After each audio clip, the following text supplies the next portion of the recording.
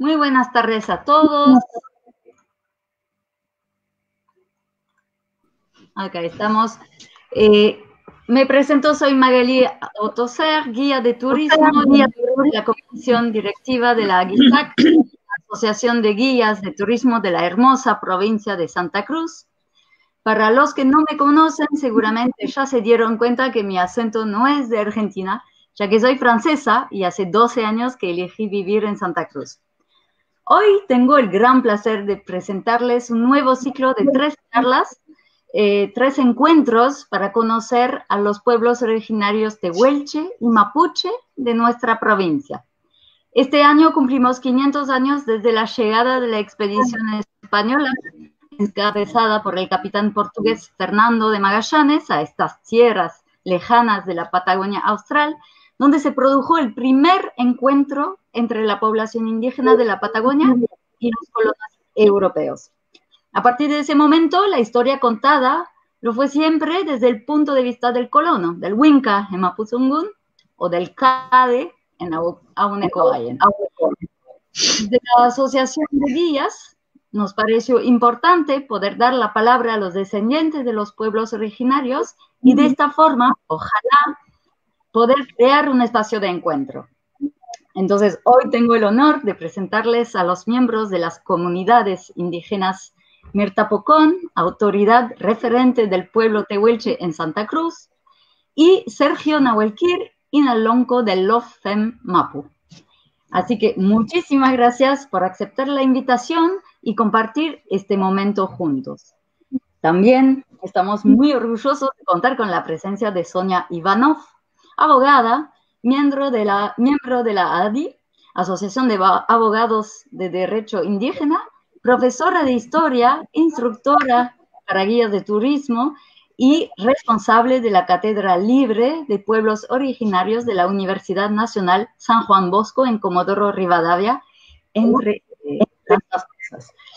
Pero antes de comenzar, quería agradecer a la colega guía y socia Paula Podromos, quien nos puso en contacto con Sonia para realizar este encuentro, ya que fue su profesora en la carrera de guía y nos contó Paula que le dejó un muy lindo recuerdo.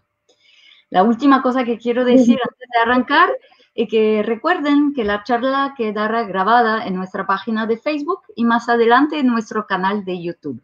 Ahora sí, bienvenida Mirta, el espacio es todo suyo.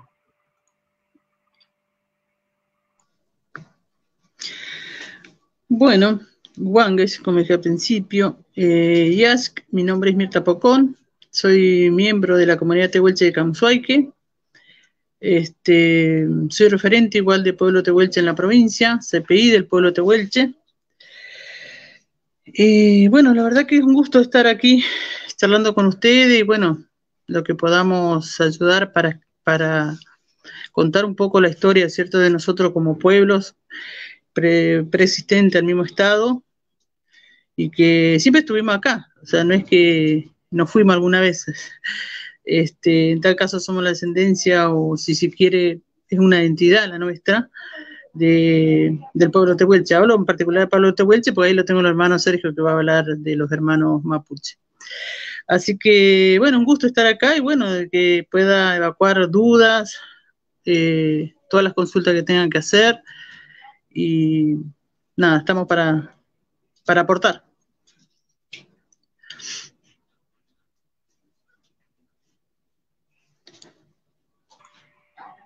Bien, por ahí se quiere presentar Sergio. Bien, Mari Kombuche, Incheta Sergio Nahuelquir Piguem, Tugume Kuramapuneu, Kupalme Ñancuche Nahuelquir Camelica, Huenchunao, Cacaneo, Lonco, Tañi Lofen Mapu, Puerto Santa Cruz, Yunji Elvira Melillem, Chao Florentino Nahuelquir Yem, Peñi Damián Nahuelquir Yem, Peñi Víctor Ludovico Nahuelquir, Tutum Lastraro Aifín Nahuelquir Cretón, Curré Silvia Alejandra Cretón, Naipam, Tañi Lofen Mapu, Puerto Santa Cruz, Barrianeu. Creo que para empezar a hablar, como decía la Lamien, Mirta, tenemos que hablar, nosotros no podemos discutir esto de poblamiento, ¿no? ¿Quién estuvo primero en lo que es la Patagonia? No podemos discutir porque estamos en desventajas. Estamos en desventajas teóricas y estamos en desventajas prácticas.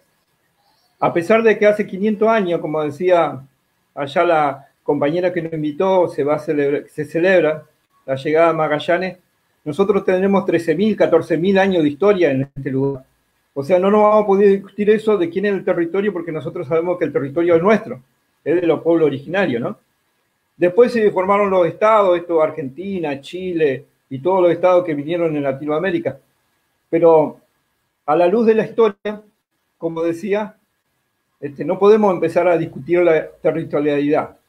Por otro lado, también queremos desmitificar esto que no ha hecho tan mal los primeros que han venido por estos lugares, ¿no? Magallanes, llámese Fitzroy, llámese Perito Moreno, llámese Darwin, ¿no? Que siempre han contado que ellos sobrevivieron sobre este territorio, pero nunca han contado que sobrevivieron porque nosotros estábamos acá, porque los tehuelches estaban acá, ¿no? Entonces esto es lo que nosotros queremos resignificar a la luz de la historia y poderlo contar en este momento.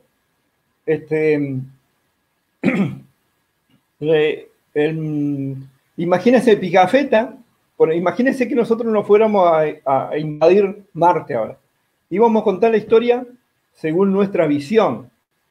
Esto lo cuento siempre porque Pigafetta, por ejemplo, cuando contaba cómo era el guanaco, lo describía de una manera demoníaca, ¿no? Decía, tiene hocico de chancho, oreja de burro, cara de caballo, pata de vaca, cogote de camello, y una cola corta que no se parece a nada. ¿Qué era entonces? Era un monstruo. Entonces lo que empezaron a escribir a partir de Pigafetta de cómo habitaban las poblaciones de acá, también los llevaron a esas medidas imaginarias de ellos, de los conceptos que ellos tenían. Lo quisieron adaptar, ¿no? Inclusive hablaron de que el tehuelche era un gigante, cuando el tehuelche estaba lleno de pieles para protegerse justamente del frío, que los pies medían como medio metro o un poco más. Entonces, todas estas ideas que hicieron estos pioneros, como mal lo llaman algunos, ¿no? Dejaron muy mal parado a los pueblos originarios. El mismo Perito Moreno, que no ha hecho tanto daño a los pueblos originarios, ¿no? El Perito Moreno, sin ir más lejos, desde Lanín hasta Esquel, más o menos, uno de los guías fue mi tatarabuelo, que fue Miguel Ñancuche Nahuelquir, y en toda su contada, en toda su escritura, no sale Ñancuche. Y cuando van acá, cuando vienen a la provincia de Santa Cruz y cuando sube el río Santa Cruz, que todos le llamamos héroe civil, que va justamente hasta el lago argentino, la cual lo bautiza, no contó de que iba con gente nuestra, ¿no? No contó que iba con gente de nuestro pueblo. Los lugares donde él pudo pasar la noche, él sabía que iba en busca de un lago, pero sabía que el lago existía, porque los que los guiaban sabían que eso existía. Entonces no podía, él no descubrió nada en realidad. Los guías que lo llevaron, lo conducieron a esos lugares espectaculares y maravillosos. Lo de la Leona, por ejemplo, yo no me imagino a Perito Moreno siendo tan guapo y pelear mano a mano con un león.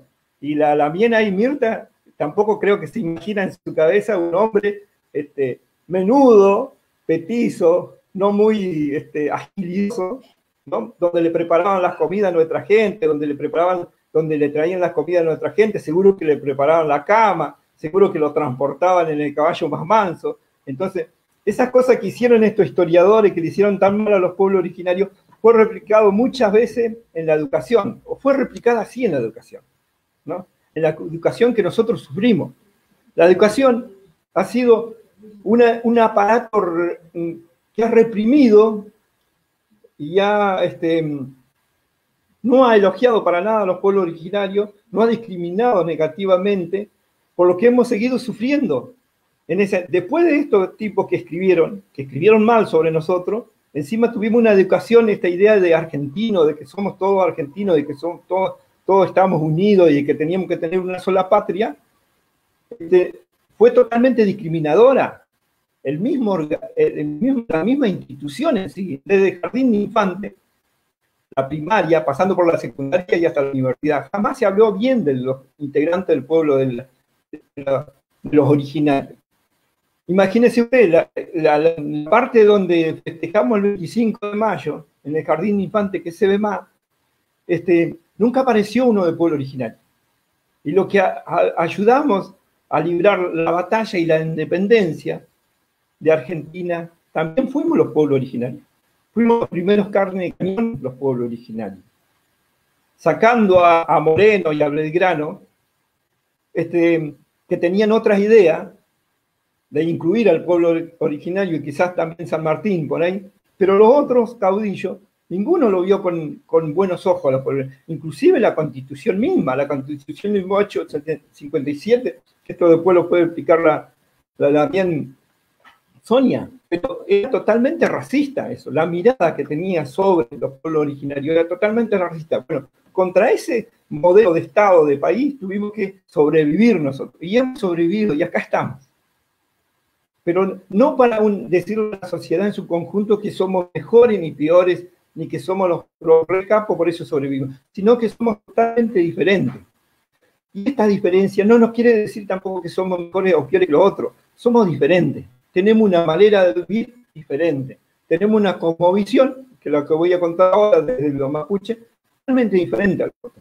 Nuestra cosmovisión se basa en toda la biodiversidad, del respeto por la diversidad, de que puede vivir todo bien dentro de nuestro territorio, de que nosotros tenemos que mejorar este territorio para dejarla mucho mejor para las generaciones. Por algo nos llamaron de que nosotros éramos nómades. Cuando vienen los historiadores y los zoólogos, arqueólogos y todos los que nos estudian, dicen, eran nómadas y recolectores. No, señores, nosotros éramos los primeros que cuidamos el territorio para las futuras generaciones. Este territorio que estuvimos viviendo 14.000, 13.000 años atrás. Imagínense usted la Argentina y Chile, por ejemplo, que nos toca lidiar con estos dos estados. Se formaron no hace más de 200 años. Hace 100 años se empezó a poblar la Patagonia. Nosotros hace 100 años le entregamos el territorio totalmente intacto. ¿Quiénes vinieron? Y ahora tenemos que ir tapando un hueco de una capa de ozono, tenemos que andar peleando porque las aguas sigan corriendo limpias, que andar tratando de mitigar, de frenar represas para que no se deshielen los hielos continentales. Tenemos que estar tomando aguas embotelladas. 100 años han pasado. Imagínense lo que va a pasar dentro de 100 años más. Lo están destruyendo todas las cosmovisiones. Y nosotros, desde ese lado, nos queremos parar cuando queremos invitarle a esta charla. Que tengan en cuenta también que solo se ha prestado, ha prestado oreja a la parte científica acá, a la parte de la vertiente científica, y todavía falta la vertiente indígena, que tiene que aportar mucho a esta sociedad. Tiene que aportar mucho conocimiento. Hay cosas que el hombre blanco, a pesar de toda su ciencia, todavía no ha logrado solucionar. No ha logrado solucionar que la vida se pueda desarrollar plenamente. Y nosotros sí lo sabíamos hacer. Por eso vivimos tantos años. No es casual que nosotros teníamos nuestros ancianos que morían a los 115 años, 120 años. Ahora está todo contaminado. No llegamos a un promedio de 80. Menos, cada vez estamos bajando más. Y ahora tenemos una pandemia a nivel mundial que no lo pueden sostener. La ciencia todavía no ha dado respuesta a un montón de cosas. Ahora, la vertiente indígena está intacta. La vertiente indígena, por suerte, para nuestras comunidades, está intacta todavía. Para muchas comunidades está intacta. El pensamiento de los pueblos originarios va a refontanar a todo el pensamiento de la humanidad para que pueda llegar a salir a flote. Faika y Muten. Bien, muchísimas gracias, Sergio. Es verdad que donde hay pueblos indígenas está comprobado hoy que donde sobreviven las costumbres indígenas, el medio ambiente se encuentra mucho más protegido. Y ahora me gustaría escuchar también a Mirta A ver, ¿qué nos puede decir sobre la situación de la comunidad tehuelche de Santa Cruz?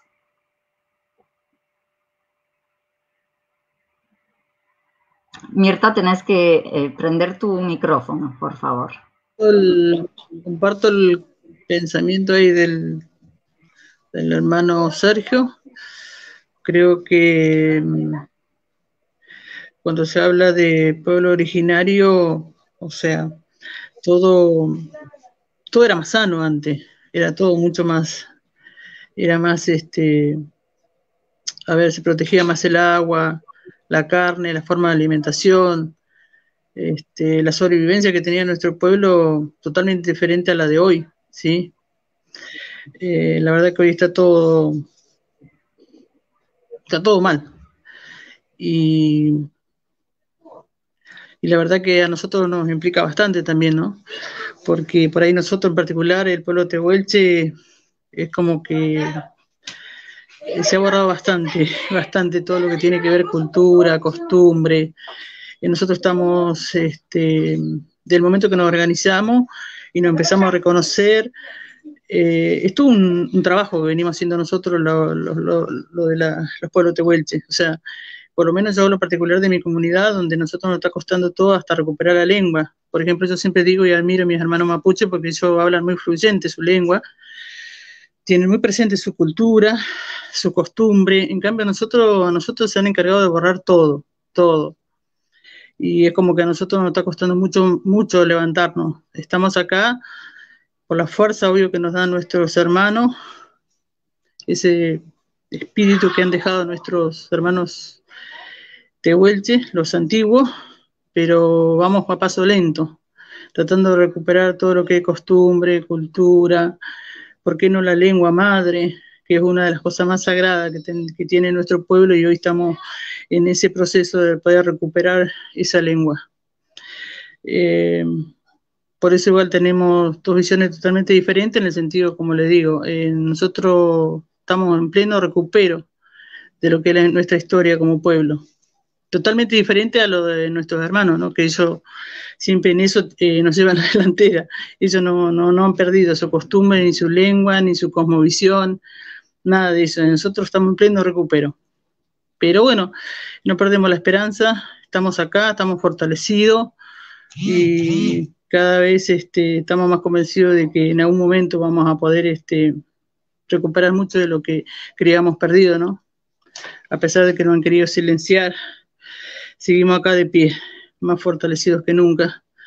También tenemos a nuestros hermanos en zona norte, en la comunidad Copolque, que están haciendo más o menos un trabajo similar. Así que, bueno, nada, mi admiración nada más para mis hermanos, que siempre ellos son un libro abierto contando su historia, su costumbre, su cosmovisión.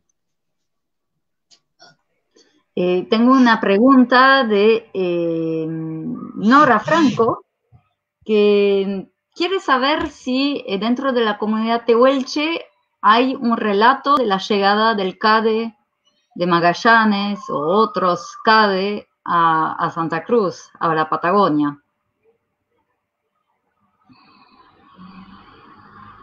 Por ahí hay relatos, sí, más que nada, yo lo poco que recuerdo más que nada son de los Magallanes, de los católicos, de los curas. Tengo un poco vago recuerdo de cómo llegaron con su catolicismo, ¿cómo se le dice? Que han venido a evangelizar teóricamente, y por ahí los recuerdo a ellos. Pero no mucho más, no tengo muchos recuerdos de Magallanes y toda esa historia, que por ahí ahora me doy cuenta con el tiempo, ¿no? Con tantas cosas que nos enseñaban en la escuela, que era totalmente al revés de lo que hoy nosotros nos toca vivir.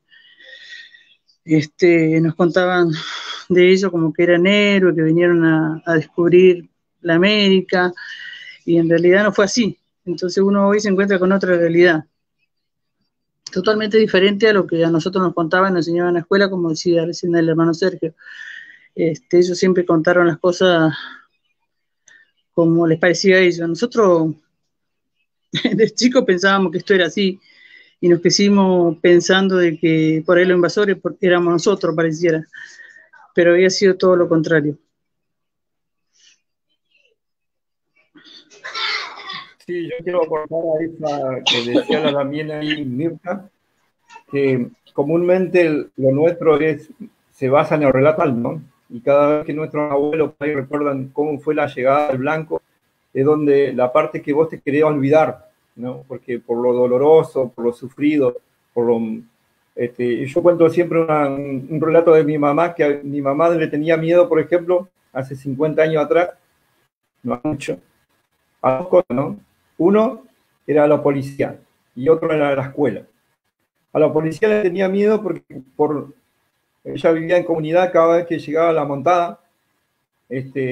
Inclusive mi papá, ella temblaba cuando veía a un policía, porque cada vez que llegaba a la montada iba a dar palo a cualquier casa, ¿no?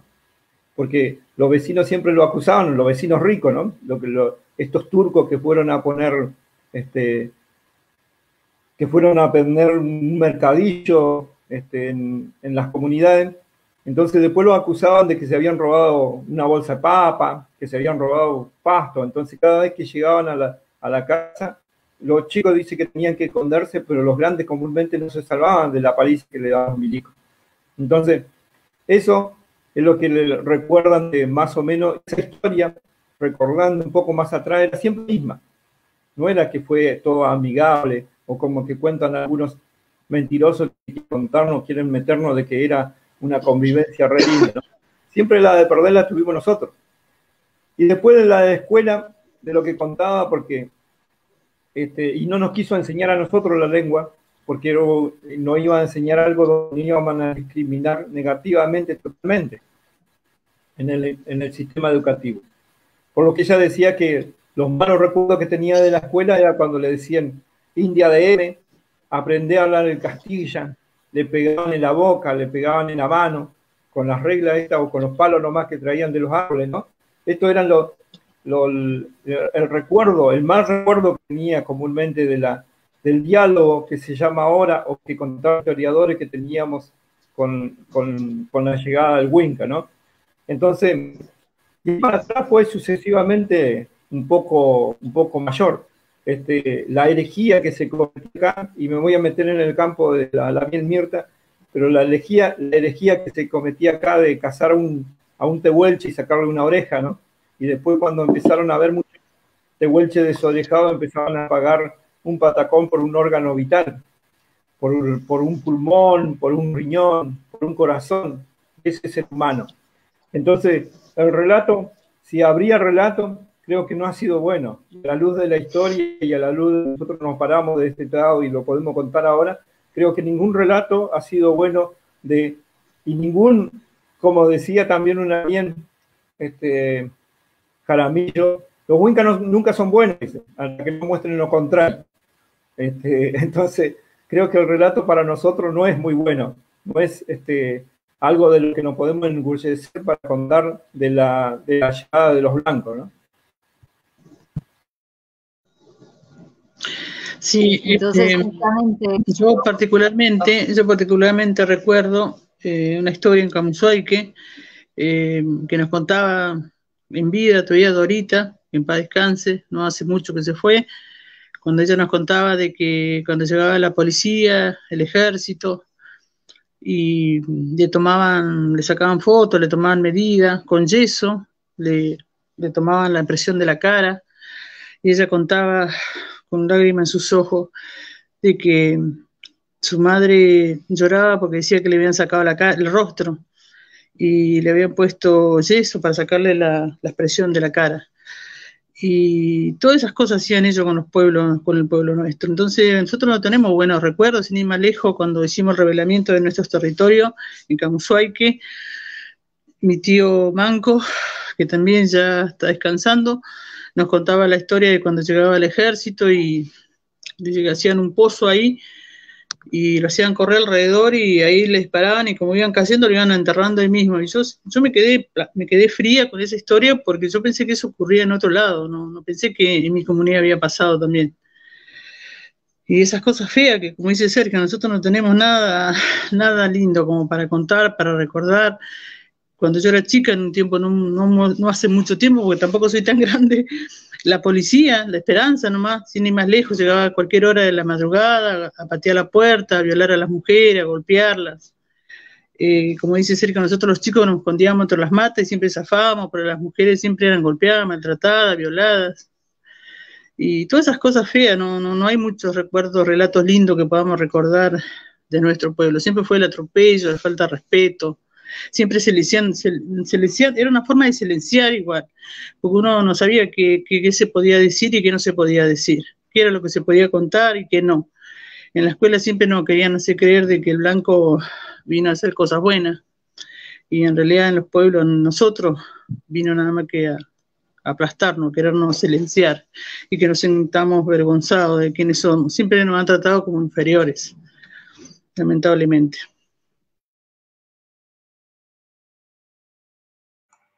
Muchísimas gracias, Mirta y Sergio, por estos testimonios.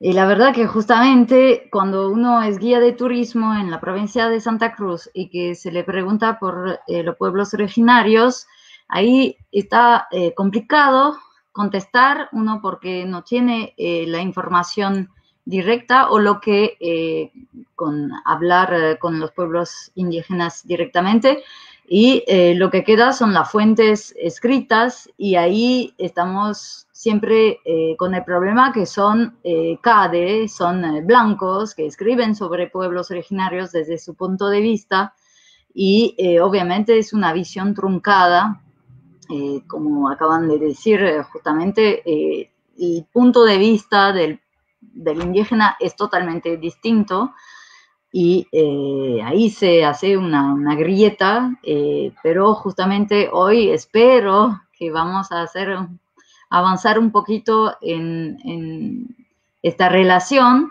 y poder ponernos desde el punto de vista de ustedes y de los pueblos originarios. Ahí estaba leyendo una pregunta que hicieron, dice acá, que cuántos números teníamos de pueblo originario. Yo no me voy a basar en el último censo, porque el último censo fue cualitativo, no fue cuantitativo, ¿no? Casi la mayoría se basan en eso. Yo me voy a basar en una realidad. Nosotros, así como tuvimos que pasar camuflado por mucho tiempo, por muchos lados, también en esta realidad se pasa camuflado, ¿no? Hay una muy buena densidad de población de pueblo originario. Calculamos entre 60 y 70% de cada población que hay en la provincia de Santa Cruz es pueblo originario. De una u otra manera es pueblo originario. Hay una muy buena densidad de población, y ahí lo puede afirmar también Mirta. Acá en Puerto Santa Cruz de Tehuelche, en Piedrabuena, Tehuelche, en Gregores, en Tres Lagos, en Calafate, ¿no? Hay una muy buena densidad de población, así que en realidad lo que le hace el común de la gente quiere saber a ver cuántos números son, ¿no? Y nosotros decimos, a ver cómo dejamos tratar de dejar la herencia cultural a nuestra gente para que eso se siga manteniendo y se pueda reproducir y pueda vivir nuestra gente. Pero el último censo que se hizo era cualitativo, no era cuantitativo, y de ahí toman una muestra en la Argentina, entonces no baja mucho el porcentaje de cuánto éramos dentro de la población originaria. Muy bien. Sí, el censo, el último fue del 2010, ¿no es cierto, Sergio? Entonces, en este censo se le preguntaba a los argentinos si venían de un pueblo originario, y en Santa Cruz se dio más o menos a grandes rasgos 3.000 descendientes mapuche y la mitad de tehuelche, 1.500 por ahí. Igualmente, estos números siempre hay que tenerlo con pinza, como dijiste, Sergio. Y más que nada, también hay que saber que hay mucha gente que no sabe que tiene ascendencia indígena en este país, por múltiples razones, que sean los padres, los abuelos que no quisieron decírselo, o porque no se sabe en la familia que justamente hay sangre indígena por los maltratos que se recibieron en el pasado y que justamente los padres no querían decírselo a los niños. Sí, quiero repetir antes de que esté la bien, Sonia, la última preguntita que acá dice, el comentario, ¿no? Que dice, nosotros comúnmente cuando nos paramos a esto, a dar charla, a intercambiar ideas, a intercambiar conocimiento, es porque justamente queremos que nuestra gente se dignifique a través de esto, ¿no? Porque no es lo mismo ver todos los días al indio que va a trabajar, el que es la mano de obra barata, el que es el que le hizo la casa a un montón de nosotros y el que le va a seguir haciendo la casa, seguro, el albañil, o el que hace la limpieza de la casa, que era un indio sentado de otro lado y hablando de sí mismo, ¿no? Porque acá hacía el comentario, decía de que la maestra o la profesora le había puesto que los idiomas entraban el inglés y el francés. A nosotros, y nosotros siempre lo decimos, es para adaptar justamente a nuestra gente y para que nuestra gente se sienta dignificada a través de. Esto lo decía, no son palabras mías, sino que lo decía el lonco Facundo Jones Walla, que decía, nosotros tenemos que llegar a nuestra gente. Y nuestra gente se tiene que dignificar y sentir orgulloso de que nosotros todavía estamos parados sobre la faz de la tierra, en este momento aquí. Entonces, esto es nosotros no es que estamos regalándole conocimiento a toda la sociedad, nosotros estamos hablando, pero estamos hablando para nuestra gente que se despierta y nuestra gente que se sienta orgullosa de ser lo que, porque eso es lo que tenemos que hacer a partir de ahora, y cuando suceda eso, van a ver que somos mucho más de lo que da el censo, de lo que dan los números y de lo que dan la expectativa de cualquier cosa, ¿no? De cualquier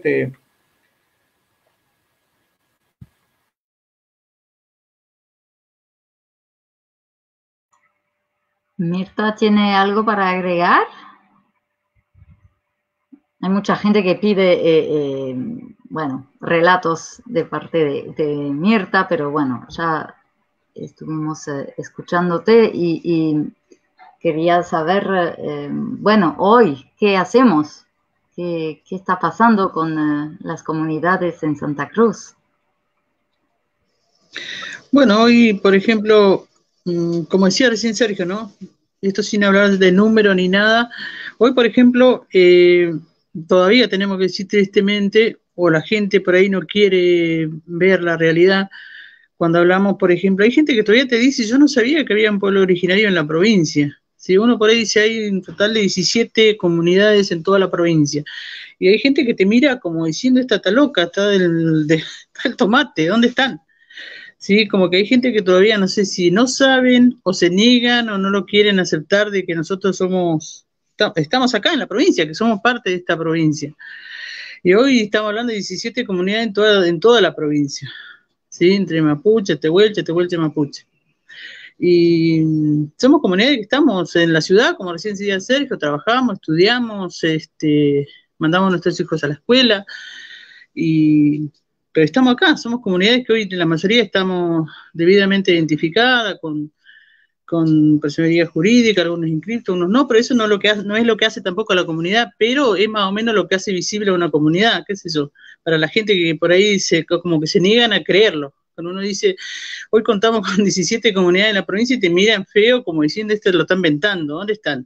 No sabía que había tanta comunidad, además no sabía, hay gente que me dice, no sabía que habían comunidades en la provincia.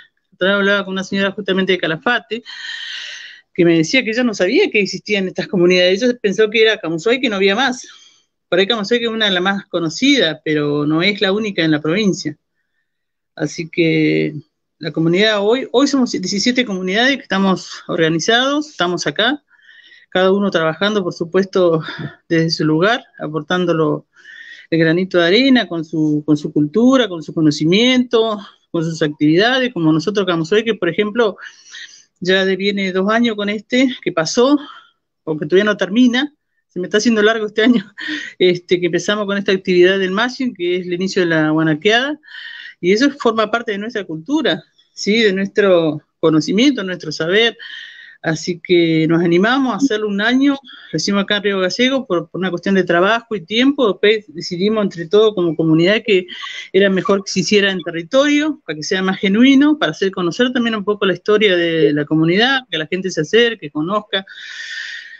Y de ahí seguimos trabajando con el recupero de la lengua. ¿Nos podés contar qué es el Machén? ¿Cómo? ¿Nos podés contar qué es el Machén?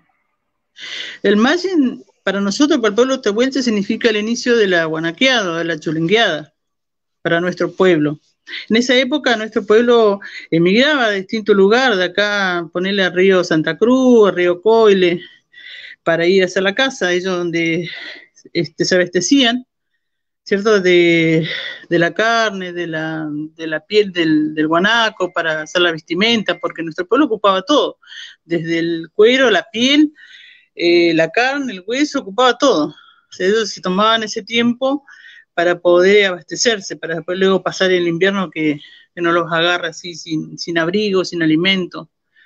Ellos eran muy sabios en su vivir.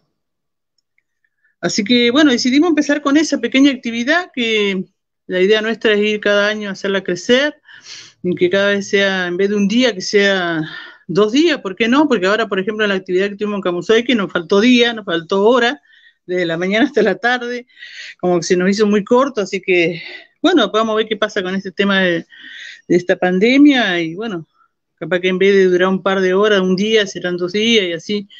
Hay mucho para contar, cada vez vamos investigando más cosas, y bueno, el orgullo nuestro es contarlo y decir, bueno, acá estamos, esta es nuestra historia, y que cada vez sea más la gente que nos visite, que se interese por esa actividad que forma parte de nosotros, de nuestra identidad, ¿no?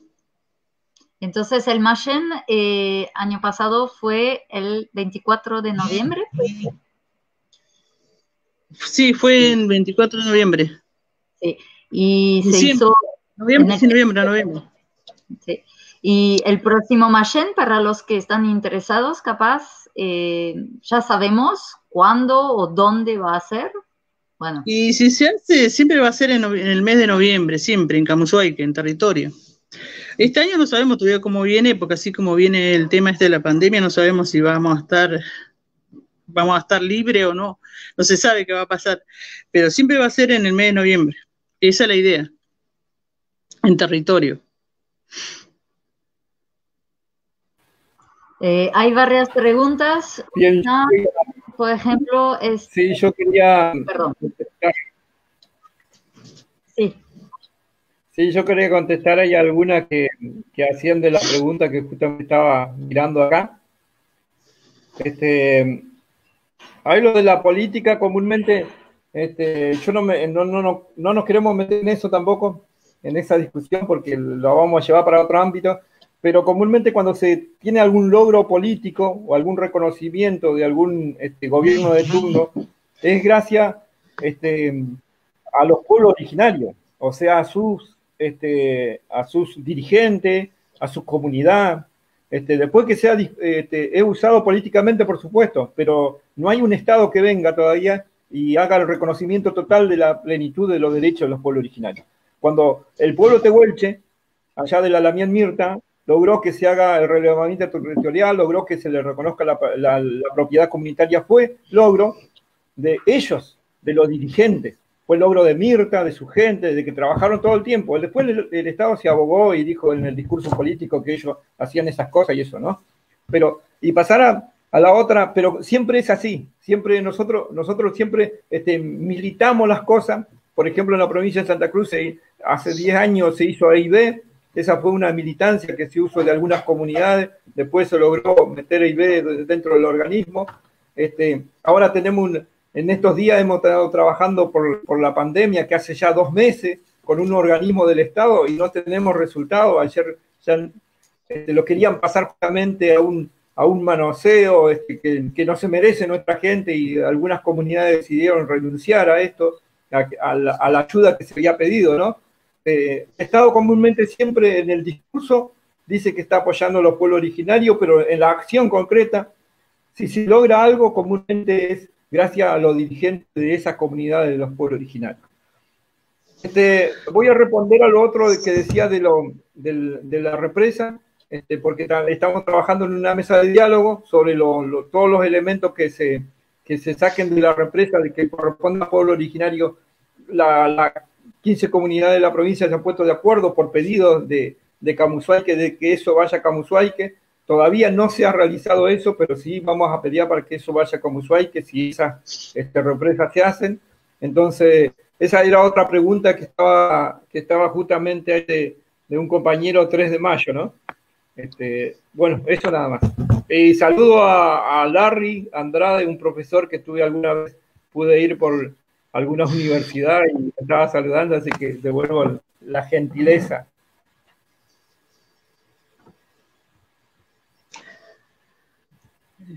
Bueno, por ejemplo, nosotros hace poco, sin ir más lejos, antes que empezara todo este tema de la pandemia, más o menos fue acá en la provincia, la señora gobernadora sacó en todos los diarios que iba a inaugurar un barrio, no sé qué cosa, con una comunidad que traía no sé de dónde, no me acuerdo ahora, y nada, salió en todos los diarios, anunciaron todo, que iban a hacerle un homenaje a Dorita, que iba a llevar el nombre o la fecha de nacimiento o la fecha cuando ella falleció.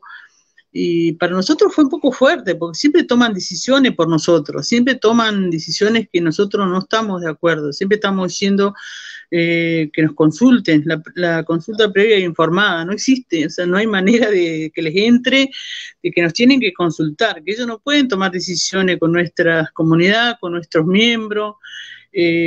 Dorita para nosotros, aparte de ser una miembro de nuestra comunidad, fue una persona que nosotros queríamos mucho. Y no es así que el gobierno, por más gobernadora que sea, toma la decisión de decir vamos a poner un barrio con la fecha o el nombre de Dora Manchado. ¿Y cuándo consultó a la hija, a los nietos, a la familia o a nosotros como comunidad? Porque Dorita no era una indigente que andaba por ahí y cualquiera podía tomar decisiones con respecto a su vida, ¿no? Lo que fue y decir vamos a poner una fecha cuando falleció. ¿Por qué no cuando nació?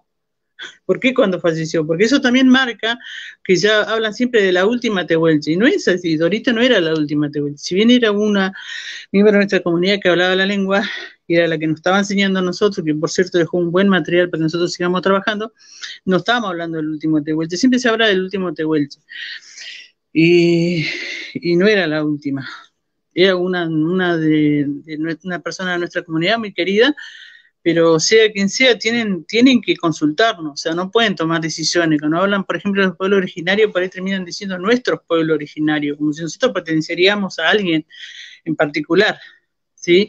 Y con respecto a esto, yo tuve una charla con las personas que estuvieron trabajando este proyecto, donde en ningún momento nos mencionan a nosotros, nos consultan, cuando nos acercamos incluso con Silvana, que es la hija de Dorita,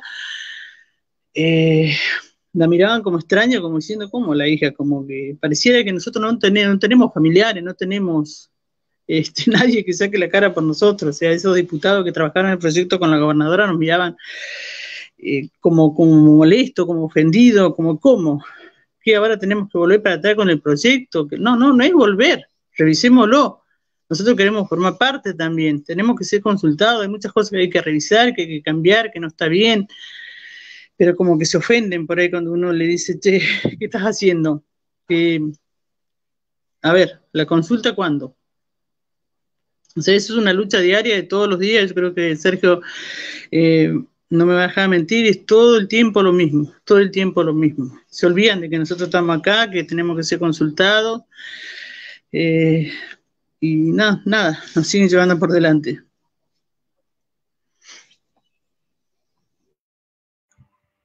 Muchas gracias, Mirta. Es verdad, el famoso último Tehuelche, último hablante, es un tema que es recurrente en la prensa o en medios argentinos, pero termina pasando que siempre hay gente que queda con la cultura y próximamente, mañana hablaremos más particularmente de la lengua, así que los invito mañana.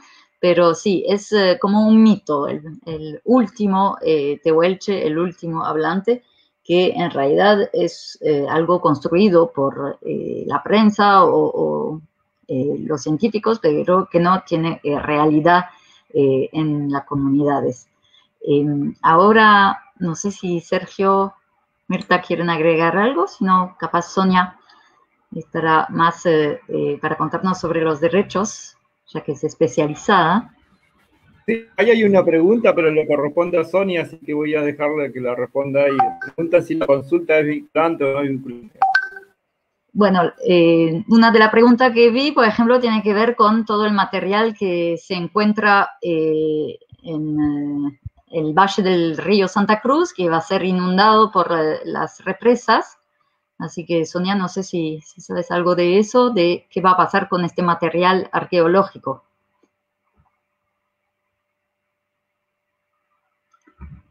Parece que Sonia se congeló. A ver. Sí, igual eso yo lo había respondido antes, que todo ese material arqueológico y paleontológico que se encuentra dentro de la represa va por pedido de la comunidad camusuaique a camusuaique, ¿no?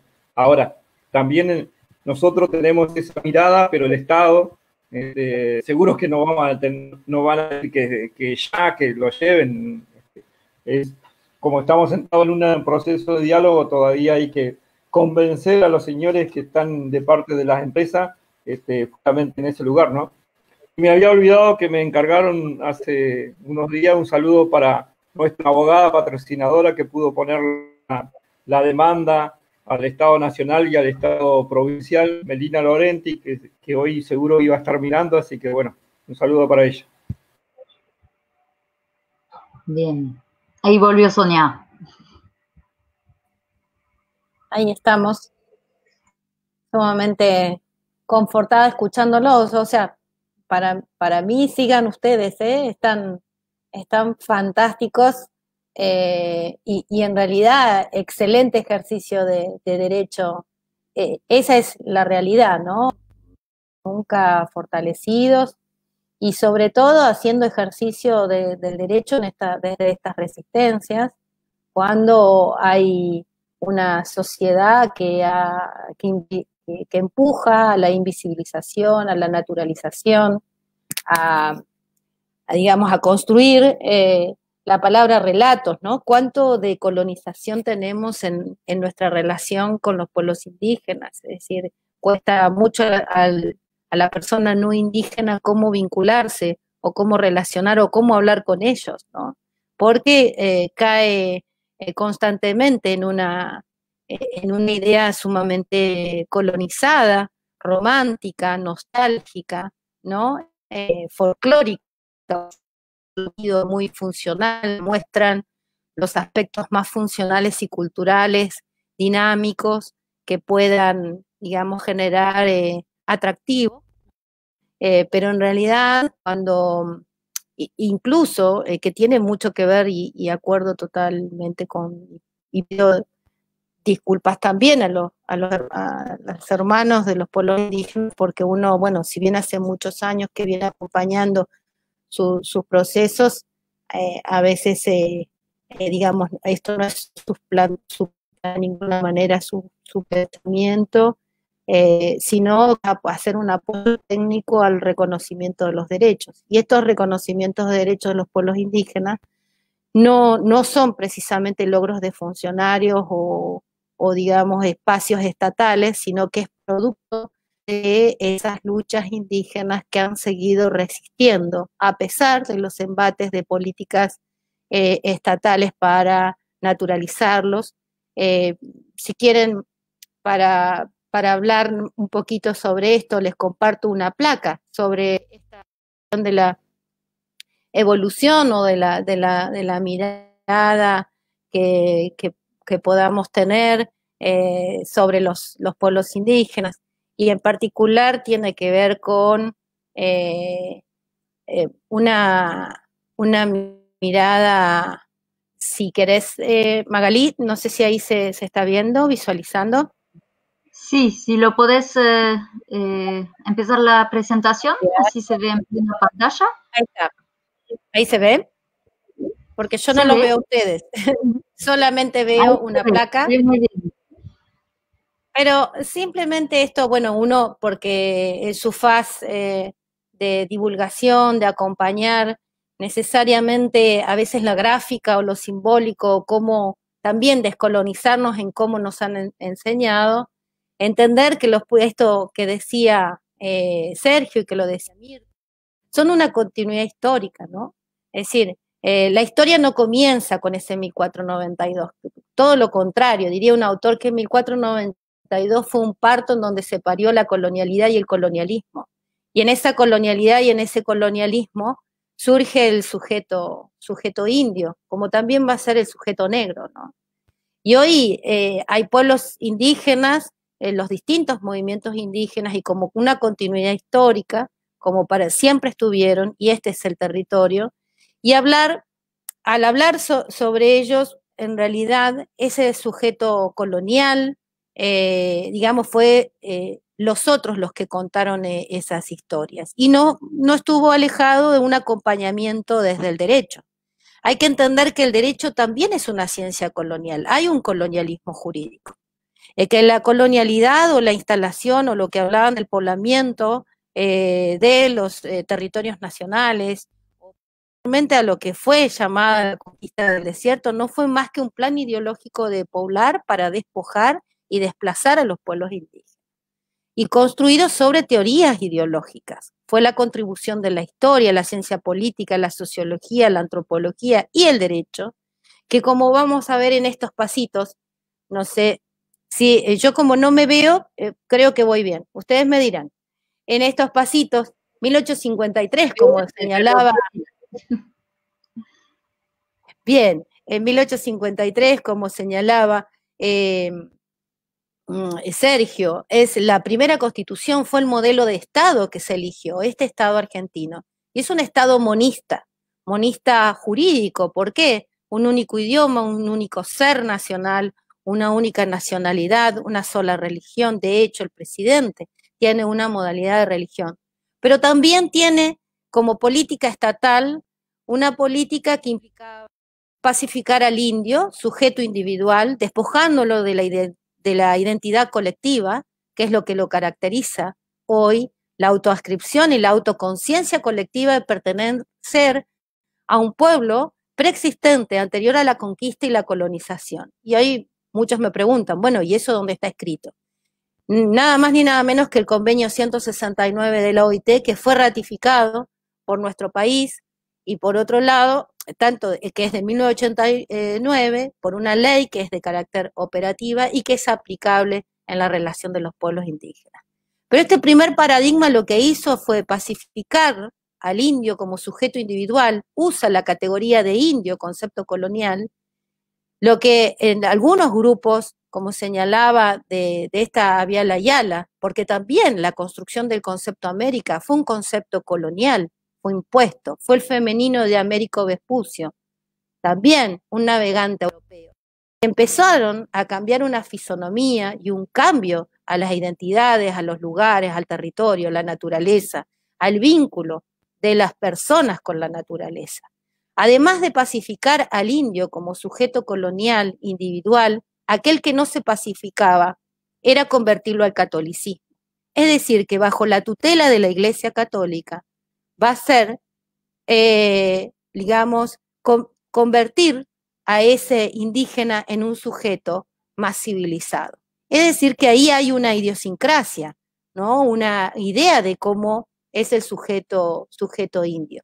Van a tener que transcurrir más de 130 años, y yo a veces digo en la facultad o cuando doy clases en el derecho, son 130, más de 130 generaciones de abogados y fiscales que se criaron, y muchos pensando que el indio hay que pacificarlo y convertirlo en catolicismo, y también hay que convertirlo en argentino, ¿no? Entonces, las políticas indígenas o de relación del Estado con los indígenas fue desde la asimilación para invisibilizarlo, para que sea un argentino más, en donde la agencia escuela y el servicio militar fueron grandes contribuyentes para esa asimilación para los pueblos indígenas. Integrarlo para que se despoje, digamos, de su propia identidad, una política indígena segregacionista, porque también se crearon las políticas de las colonias pastoriles y de las reservas indígenas, entrados en el siglo XX, reservas como mano de obra al alcance de la sociedad no indígena a la hora de la cosecha o la zafra algodonera o para el trabajo del ferrocarril, como en el caso de la conquista del Chaco para los pueblos indígenas. Entonces, esa relación colonial muchas veces hoy en el trato con los pueblos indígenas continúa vigente. Y por eso se confunde en esa idea de colonialidad hablar de leyendas. Las leyendas, mitos, habla de una sociedad colonial, eso lo hacían los griegos y los romanos. Pero en realidad los pueblos indígenas no hablan ni de leyendas, ni de mitos, ni de ritos. Son conceptualizaciones que responden a sociedades no indígenas y no responden a particularidades culturales.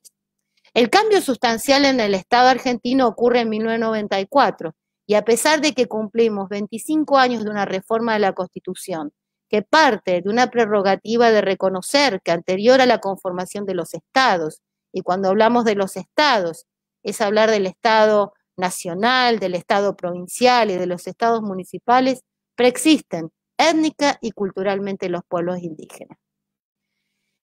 Hablaban de estadísticas.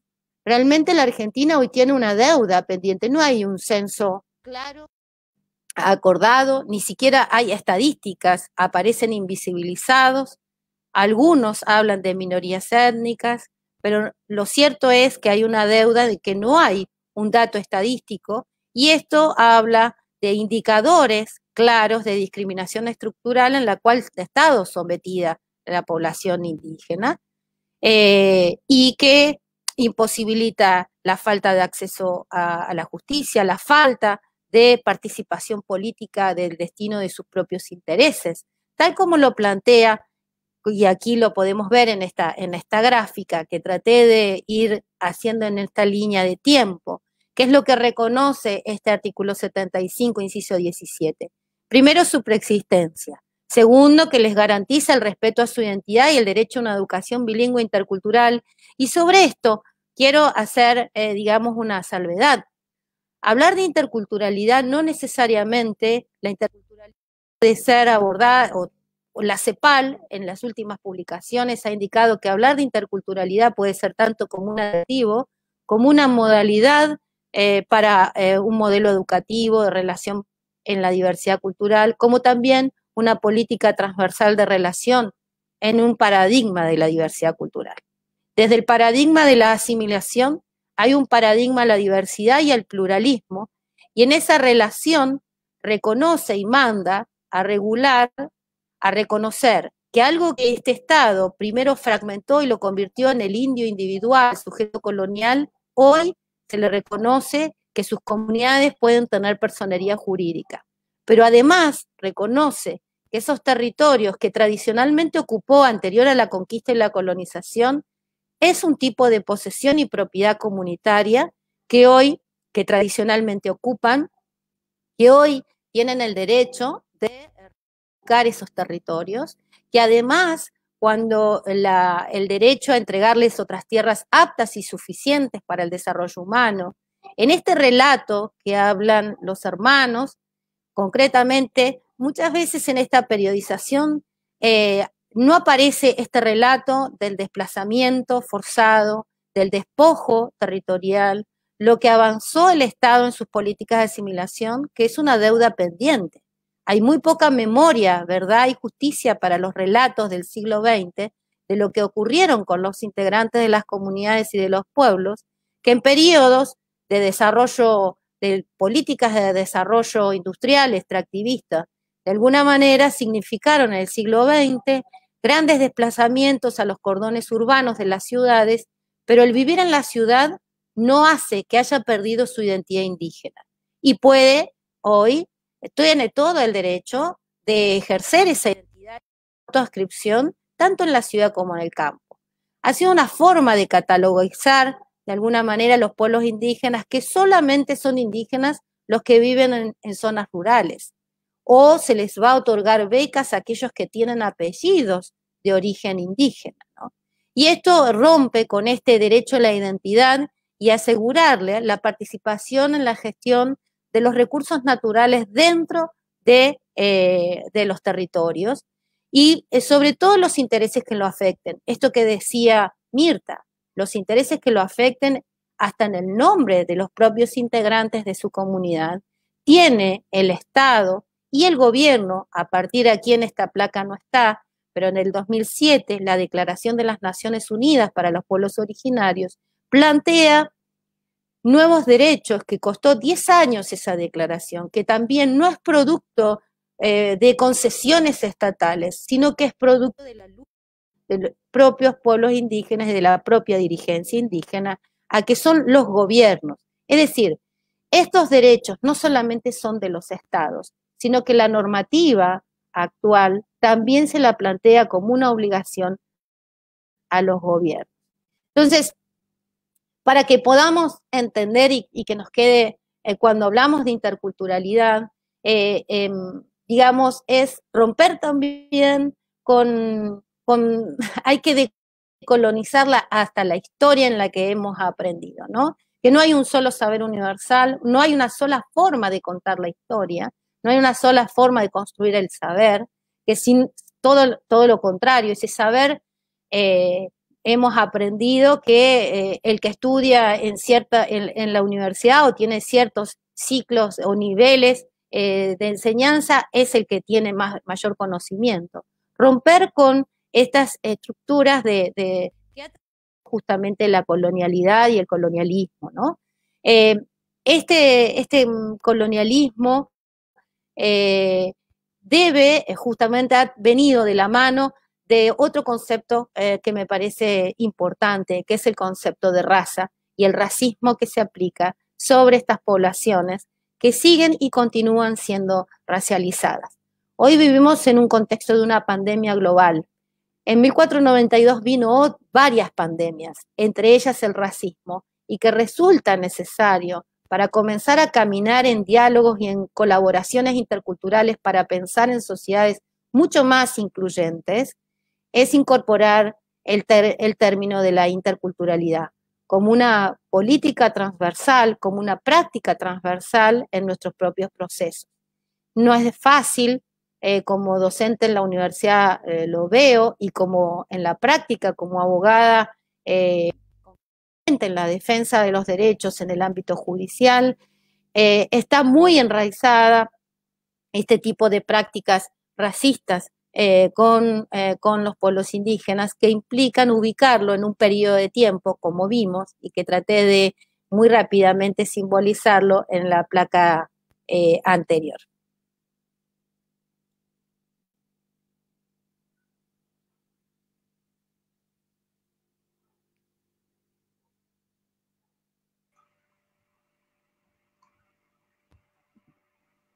Bien. ¿Hasta ahí llegamos? Ahí. Sí, porque seguramente que vamos a dejar a que haya preguntas y a mí me parece que es sumamente interesante en el conversatorio escuchar en realidad los relatos y todo lo que tienen para compartir con nosotros,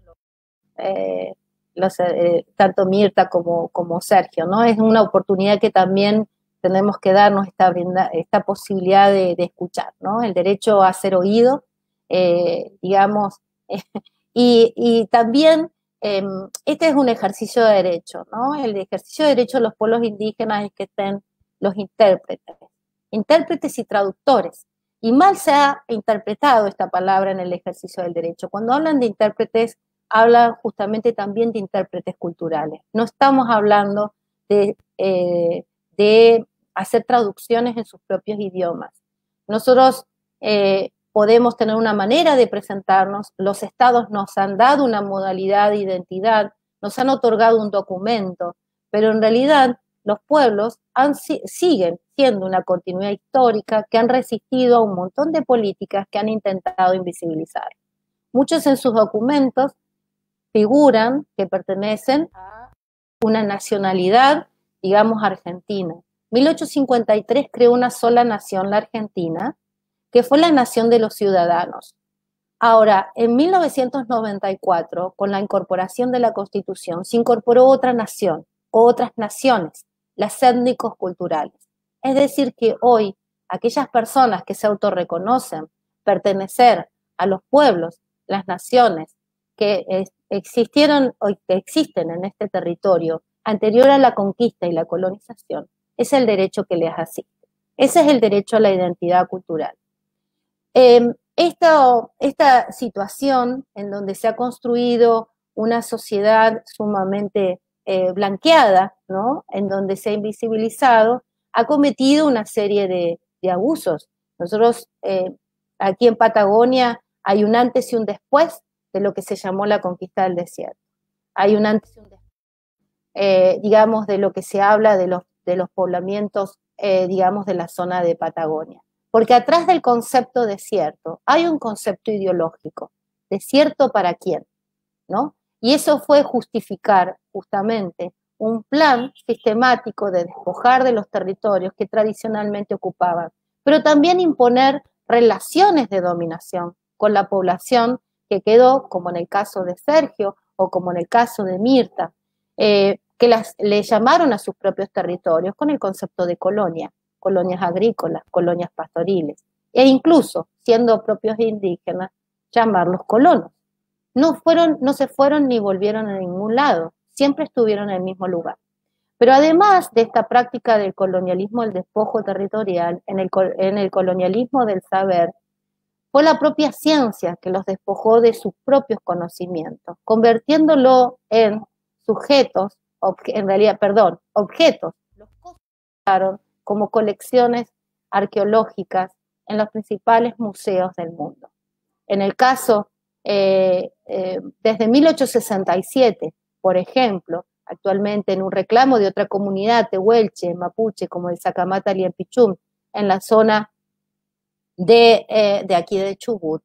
Es decir, esta teoría del gigante patagónico y de que aquí estaban los últimos primitivos que pertenecerían al Paleolítico y en pos de esa ciencia arqueológica, se escarbaban tumbas, se fragmentaban cuerpos, se entraban en la clandestinidad por la noche y se llevaban esos cráneos y que fueron expuestos hasta el 2009 en muchos museos europeos.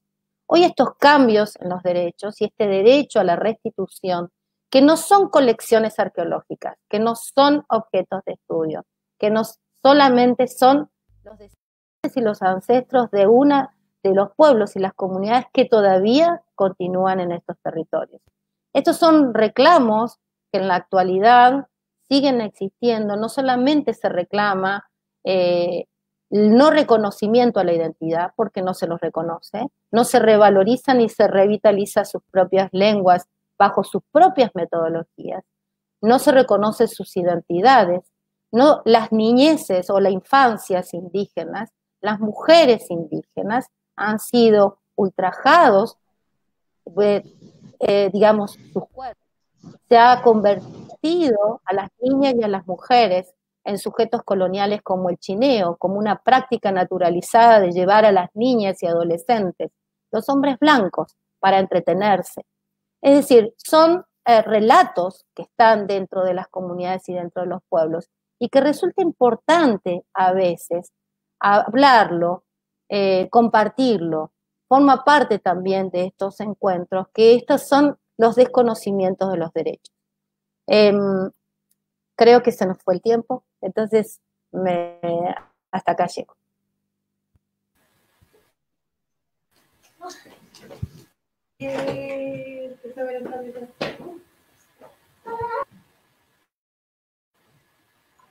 Así que no, vamos bien de tiempo, no hay problema. Tenemos una pregunta. Ahí. Nos preguntan si entonces desde el 1994 estaríamos en un Estado plurinacional de derecho, según esta nueva constitución. Sí, es una constitución que se reformó a medias. Yo no seguí con la placa, pero bueno, podríamos seguir, pero aquellos que la quieran ver, lo podemos compartir, pero que tengan ganas. Ustedes van a observar en esta misma constitución que, por otro lado, reconoce en el artículo 25 que propicia la inmigración europea, no incorpora la inmigración limítrofe, que esa población, esa inmigración europea, como dice el artículo 25, será la que tiene que venir a trabajar la tierra, ¿no? A su vez, también plantea el artículo que no fue reformado, ¿no? Es decir, es una constitución, si bien en el camino de la horizontalidad del pluralismo, es reforma medias, reconoce a los derechos de los pueblos indígenas, incorpora los tratados internacionales de derechos humanos y también reconoce el pluralismo en el inciso 19. Es muy difícil en una estructura de la sociedad actual romper con los esquemas coloniales de relación o cómo se ha aprendido. Entendernos pluralistas o plurinacionales para muchos sectores ha convertido a algunos pueblos indígenas en separatistas, en segregacionistas, en que se quieren separar. Ninguna de las 40 naciones hoy en la Argentina levanta algún indicio de separarse del Estado, incluso en sus propios idiomas. No aparece la palabra Estado. Lo que se reivindica y lo que el derecho es la libre determinación de los pueblos. Libre determinación de los pueblos, que está incorporado también en la Constitución, en los tratados, es el ejercicio de autorreconocerse, pertenecer a una nación, a un pueblo, anterior a la conquista y la colonización. Y en ese ejercicio de la libre determinación es la autonomía y el autogobierno. Muy difícil en una estructura tan monista jurídica, en donde no solamente trajo la colonialidad, el racismo, sino también la relación de paternalidad, que los pueblos indígenas puedan tener sus propios destinos, que puedan resolver en su marco de sus autonomías, en sus propias comunidades tener sus propias decisiones, sus propias autoridades, sus propios sistemas jurídicos. Hoy, a la hora de condenar o aplicar una ley de los pueblos indígenas, una ley para un miembro de una comunidad indígena, hay una tendencia a aplicar como único sistema jurídico los códigos civiles o penales que creó el Estado argentino. Pero, de acuerdo a la normativa vigente, los pueblos indígenas tienen el derecho a ejercer sus propios sistemas normativos. Y esto implica a elegir sus propias autoridades bajo sus propios métodos, a tener, digamos, su autonomía en el manejo de los recursos naturales dentro de sus territorios.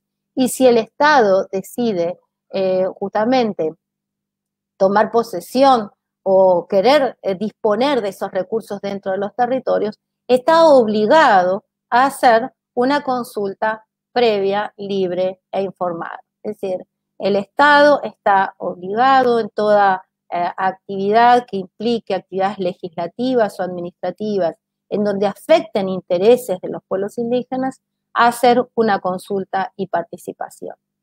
¿Para qué?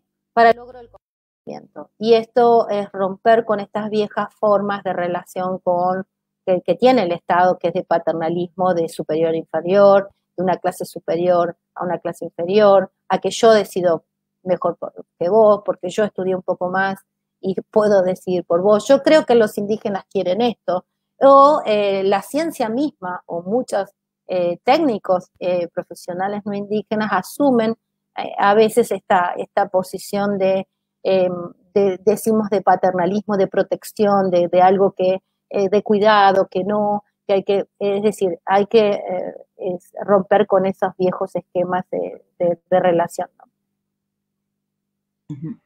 Tenemos otra pregunta acerca del derecho internacional de Martín Andrada, que nos pregunta si o cómo está Argentina parada frente a los otros países en cuanto a derecho indígena y si existe jurisprudencia internacional aplicable a la Argentina.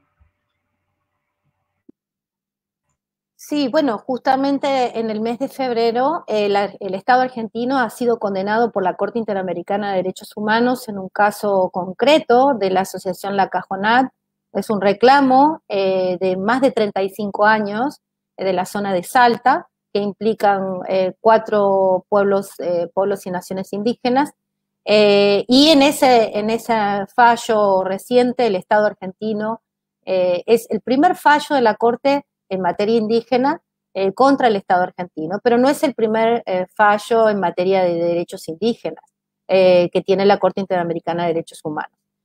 Pero este fallo realmente es muy, muy importante porque justamente reconoce la propiedad comunitaria indígena y obliga al Estado argentino a la restitución de 400.000 hectáreas de territorio ocupado por estas 4 naciones, reconoce a un derecho a la identidad, al derecho a la alimentación, a un ambiente sano, y realmente hace una serie de recomendaciones e incumplimientos en los que ha incurrido y que incurre el Estado argentino y que tiene 6 meses para implementar un plan de demarcación, limitación, digamos, y entrega de estos territorios, de estas 400.000 hectáreas.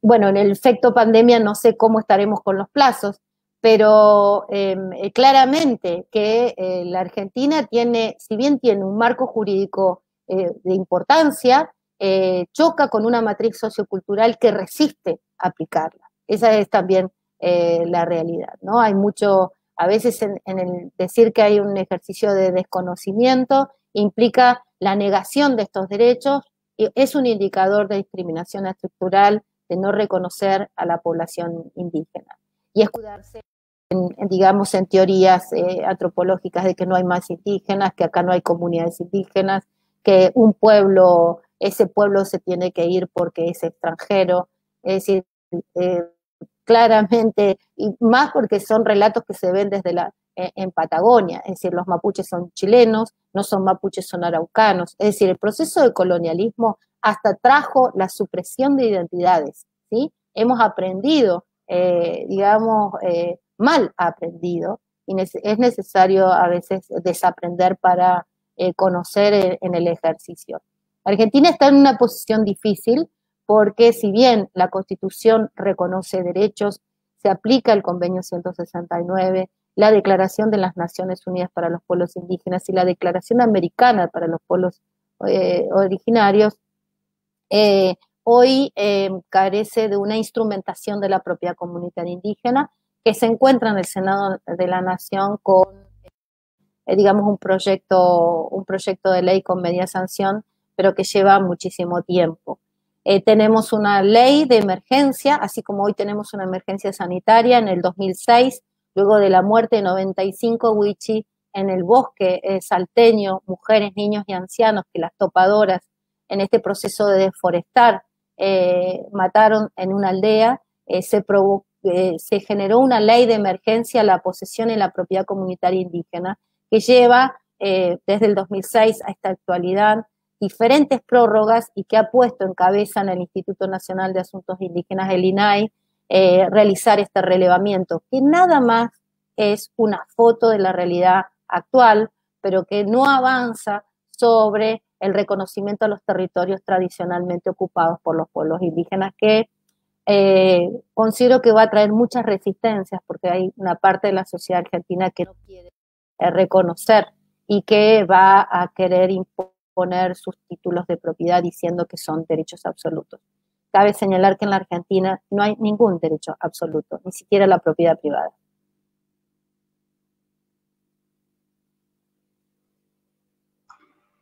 Bien, ahora vamos a cerrar un poco esta linda charla, muy interesante todo lo que nos contaste, Sonia. Mucha gente te felicita por tanta claridad y capaz Mirta y Sergio tienen algo para agregar en cuanto a derechos indígenas, capaz se capacitaron ustedes mismos en derechos.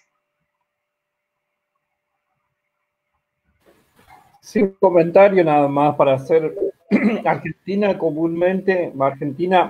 está con una inundación, podríamos decir, está plagado de derecho indígena. Y todo protocolo, todo convenio que ande a nivel internacional lo firma a favor de los derechos indígenas. Ahora, cumplimiento de esos derechos indígenas es donde hace agua, ¿no? No tiene las herramientas, no hace el ejercicio, no tiene herramientas casi. La mayoría de los derechos cuando se empiezan a funcionar es porque están judicializados. Tenemos que ir justamente a la justicia para que se cumpla el derecho que está reconocido por leyes internacionales, que está reconocido en la Constitución y que está reconocido también a veces hasta en las provincias. Y en los políticos cada vez que hacen leyes para los pueblos originarios, algunos hasta se llegan a golpear el pecho, ¿no? Y caen en la bajeza esto de decir, mi abuela también era india y por eso yo lo hago, y cosas, pero a la hora del cumplimiento, eso cae en una bolsa rota que no tiene fin, ¿no? Entonces, eso de derecho nada más. Comúnmente los derechos, el derecho, hemos empezado a tomar el ejercicio pueblo originario de ejercer ese derecho, ¿no? Ya no podemos pedirle al Estado de que cumpla con esos derechos porque sabemos que no lo puede hacer, entonces hacemos el ejercicio de derecho, eso hay muchas recuperaciones territoriales en este momento en lo que es la Patagonia, que es el ejercicio de ir y hacerle, tomar el territorio y ahí empezar un litigio que es largo, que es, bueno, eso lo sabe más Sonia, ¿no? Que está en un montón de estos litigios, la misma consulta, ¿no? La misma consulta acá en la provincia de Santa Cruz, tuvimos que ir a la justicia para que se haga una consulta que todavía no fue consulta, que nunca fue previa, que todavía está en proceso de diálogo y un montón de fallas que el mismo Estado, el mismo poder jurídico, quizás a veces apaña a los estados, a los gobiernos de turno para que esto se alargue cada vez más. Y porque hay muchos intereses, ¿no? Hay intereses, esto de la consulta previa libre e informada, corren intereses los capitalismos casi extranjeros, la idea del territorio comúnmente está plagado, más la Patagonia por extranjeros, la extranjerización del territorio es hecho común y corriente, ¿no? Nosotros tenemos una gran... el argentino tiene comúnmente una gran contraposición de idea porque las fuerzas públicas, las fuerzas armadas que defienden tanto el territorio de la nacionalidad argentina, comúnmente cuando van a defender esa nacionalidad, cuando nosotros nos matamos, cuando nosotros nos metemos, están defendiendo el territorio de Benetton, que es un italiano, están defendiendo el territorio de Lewis, que es otro extranjero, están defendiéndonos y comúnmente son nuestros propios hermanos con nada más que vestidos de milico, como le decimos nosotros, pero son nuestros propios hermanos que se ponen del otro lado y con la idea de argentinidad, de patriotismo y todas estas cosas que le metieron en la cabeza, van a defender comúnmente al extranjero y nosotros que somos de este territorio quedamos en la nada, ¿no? Nada más. Muchas gracias, Sergio. Mirta, ¿quiere agregar algo? Y vamos cerrando esta linda charla, este encuentro. Bueno, nada más que recalcar un poco todo lo que venía escuchando, todo lo que comentó Sonia, lo que comentó Sergio. La verdad que a la hora de hablar de derecho, creo que estamos muy lejos todavía de que nuestro Estado, nuestros gobernantes, acepten que nosotros tenemos derecho, que somos sujetos de derecho. Sin ir más lejos, cuando hablamos de cultura, acá en la provincia, la gente que está a cargo como que le molesta la idea de decir que cuando hablamos de patrimonio, de nuestros patrimonios, siguen diciendo que es patrimonio de Estado. Algo tan simple como eso, me parece que no es tan difícil entender o por qué no ceder, ¿sí? Porque es algo que se trata de una voluntad política, nada más, de reconocer que somos originarios, que somos persistentes, que tenemos esos derechos y que ellos no se pueden adueñar de nuestro patrimonio. Hoy tenemos esa discusión en esta mesa de diálogo, donde cada vez que nos sentamos con la gente de cultura a hablar de nuestro patrimonio, ellos terminan diciendo que es patrimonio de provincia, que lo van a ver y se enojan mucho, provocan malestar. Así que yo creo que si ellos no cambian la cabeza de nuestros gobernantes, nuestros derechos como que quedan allá, escritos en un papel nomás, donde no tiene, pareciera que no tuviera fuerza, ¿sí? Es como decía recién Sergio, es como que a la hora de hacerlos valer, o darnos realmente el lugar que debería tener ese derecho, empezando por los gobernantes, se ofenden muchísimo cuando hablamos de patrimonio. Así que nada, ojalá que a futuro tengamos gobernantes con la cabeza más abierta, que puedan entender y darnos eso, hacer valer esos derechos que tenemos, internacionales, ¿no? Y que hoy nosotros no somos grandes estudiantes, no somos ni siquiera abogados, pero lo poco que entendemos, los derechos son para hacerlo valer. Y el Estado debería ser el primero en estar dispuesto a hacer valer esos derechos, que son nuestros, ¿no? Eso nada más. Dejar, tener ese, ¿por qué no? Esa esperanza, esa fe, o no sé cómo llamarlo, que a futuro tengamos gobernantes con la cabeza más abierta y estén dispuestos a hacer valer nuestros derechos, que para eso, supuestamente, ¿no? Existen.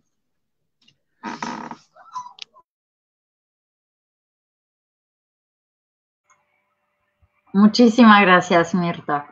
Sí, es importante, por eso nació esta propuesta de juntarnos y hablar.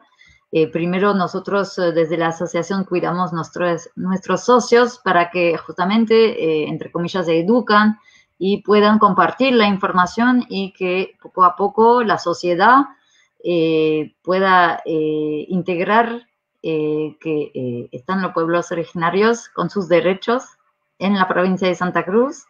Y la parte positiva es que en este momento hay cada vez más pueblos de la Patagonia que hacen escuchar sus voces, así que estamos muy felices hoy de estar con ustedes y sigamos también un lugar donde se puede hablar y ser escuchado. Sonia, ¿querés agregar algo? Vamos despidiéndonos. No, simplemente agradecer la posibilidad, bueno, a mis exalumnos que sé que están están viendo y que, digamos, hicieron hinchada, por así decirlo. No, pero sobre este tema implica los vínculos es también de construirnos nosotros las formas en cómo nos relacionamos con los pueblos indígenas. Es decir, y esto es una necesidad que aquellos, los no indígenas, hacer ese esfuerzo de construirnos, ¿no? De colonizarnos en muchas de nuestras prácticas y nuestra relación. Así que yo, cuando vino esta invitación, yo agradezco tanto a Mirta como a Sergio, que se lo propuse, era para que esté yo sola. Esto no se trata justamente de este saber universal, sino justamente un diálogo de saberes y el compartir, así que creo que ese objetivo y la meta en el día de hoy, alentarlos a Isaac a continuar. Agradezco haber compartido este panel con estos grandes, digamos, hermanos que siguen en la lucha, que continúan en ese ejercicio de derecho y que, bueno, nos van a encontrar esperemos que un poco más pronto al compartir un mate y un poco juntos en el mismo territorio. Bueno, ahora usando estas plataformas, pero esa es lo que nos toca vivir. Así que muchísimas gracias. Muchas gracias, Sonia. Así que mañana seguimos, mismo lugar, misma hora, a las 18, vamos a hablar de la lengua Aonecoayen y justamente del lindo proyecto que es revitalizar la lengua tehuelche en Santa Cruz. Así que los espero mañana y bueno, Atanash. Atanash.